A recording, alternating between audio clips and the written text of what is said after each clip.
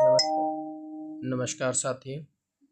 आज 2025 का यूटेट परीक्षा का ये सेट जिसमें ईवीएस के क्वेश्चन आए थे, ये आज का पेपर है UTET 2025।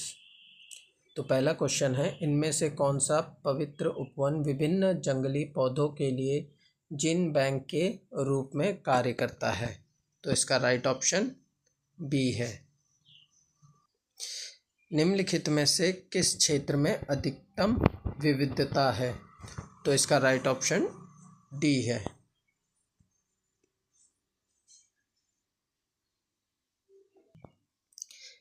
Rhino DNA indicates systems किस मंत्रालय द्वारा प्रारंभ किया गया था? तो इसका राइट ऑप्शन सी है। राष्ट्रीय जैव विविधता का प्राधिकरण स्थित है? तो इसका राइट ऑप्शन बी है, चेन्नई में। डेजर्ट नेशनल पार्क किस विलुप्त पक्षी प्रजाति के लिए प्रसिद्ध है? तो इसका राइट ऑप्शन ए है। पर्यावरण, वन और जलवायु परिवर्तन मंत्रालय ने ग्रीन हाउस गैस उत्सर्जन तीव्रता लक्ष्य नियम 2025 में कब अधिसूचित किया? तो इसका राइट ऑप्शन ए है, 16 अप्रैल 2025 में। निम्नलिखित में से कौन सा उत्तराखंड का पहला राम स्थल है? तो इसका राइट ऑप्शन सी है, असम संरक्षण रिजर्व। भारत में कितने जैव भौगोलिक क्षेत्र है? तो इसका राइट ऑप्शन 10 है। राष्ट्रीय पाठ्यचर्या रूपरेखा NCF 2005 के अनुसार प्राथमिक स्तर पर ईवीएस शिक्षण अधिगम के दायरे के बारे में निम्नलिखित में से कौन सा कथन सही है? ठीक है, इसमें सही पूछा गया था, तो इसका right option first, second, third तीनों है। ठीक है। 130, निम्नलिखित में से कौन सा सतत विकास लक्ष्य सभी के लिए जल स्वच्छता की उपलब्धता के सतत प्रबंधन सुनिश्चित करता है? तो इसका राइट ऑप्शन सी है, 6। 131 प्रश्न, राजेश कक्षा 5 के शिक्षक है, वह विद्यार्थियों को वृक्ष संरक्षण की अवधारणा प्रति संवेदनशील बनाने की योजना बना रहे हैं। निम्नलिखित में से कौन सा इस उपदेश के सबसे उपयुक्त है? ठीक है, तो इसका राइट ऑप्शन ए है।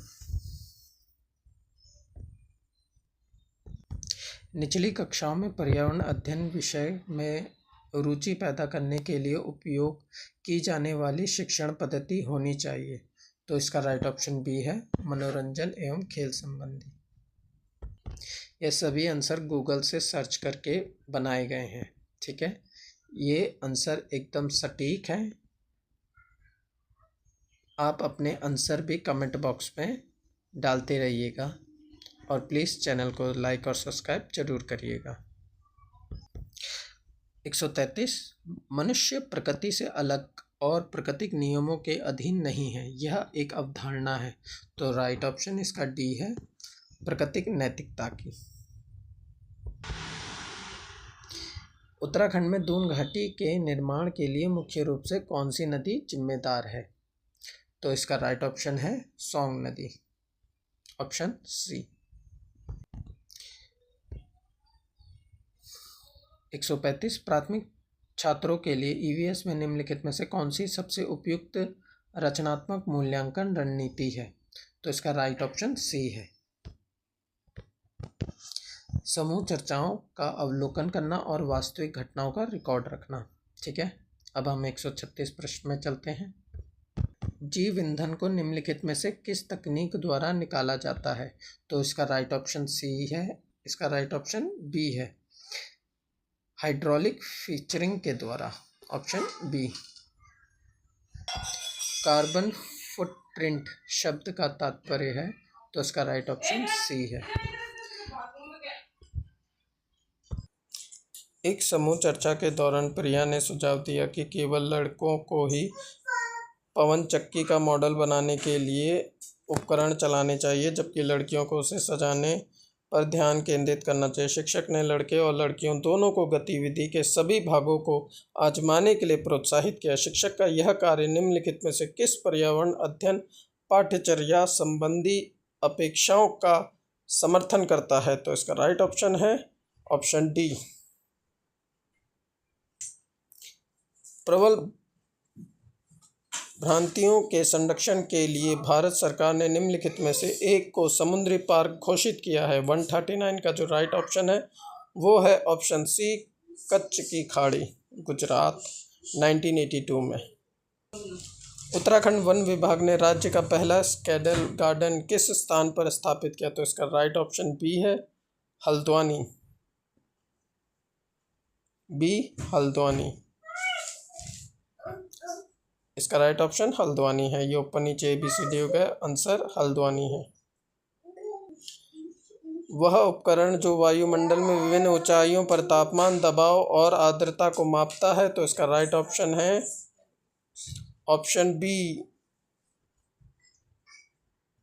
पर्यावरण अध्ययन की पाठ्य पुस्तक बालक केंद्रित है ताकि बच्चे, बी ऑप्शन इसका राइट है, अन्वेषण द्वारा सीखे ना कि रटन द्वारा सीखे। बी ऑप्शन सही है। भारत के पहले एशियन किंग गिद्ध जटायु संरक्षण और प्रजनन केंद्र की स्थापना कहाँ की गई? तो इसका राइट ऑप्शन बी है महाराजगंज। राष्ट्रीय जलमार्ग संख्या 1 किन नगरों को जलमार्ग में जोड़ती है? तो इसका राइट ऑप्शन हल्दिया और इलाहाबाद, ऑप्शन ए इसका राइट आंसर है। मिट्टी के खनिज हैं तो इसका राइट ऑप्शन डी है, मिट्टी के खनिज है, राइट ऑप्शन डी। निम्नलिखित ग्रीन हाउस गैसों की उनकी वैश्विक ताप क्षमता के घटते क्रम में व्यवस्थित कीजिए। तो इसका राइट ऑप्शन है, पहले पे आएगा आपका नाइट्रोजन ऑक्साइड, थर्ड, पहले आएगा सेकंड, फिर आएगा third, second third fourth first. तो आपका राइट ऑप्शन सी है। नैनो फिल्ट्रेशन तकनीक का प्रयोग करके कम लागत वाला, ये जो 147 का क्वेश्चन है इसका राइट ऑप्शन ए है।